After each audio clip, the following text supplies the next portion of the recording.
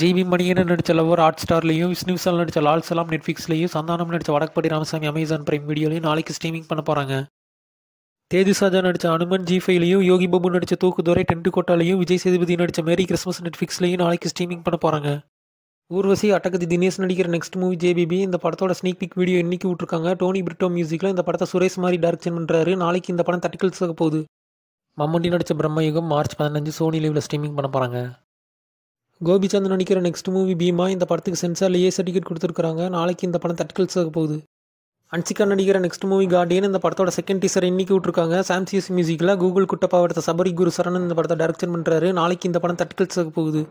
RK Suresh நடிக்கிற next movie காடு வெட்டி நாட்டு நட்ட கதை. இந்த படத்தோட ரிலீஸ் டேட் அனௌன்ஸ்மெண்ட் இன்னைக்கு விட்டுருக்காங்க. மார்ச் 15 இந்த படம் தட்டிக்கல்ஸாக போகுது.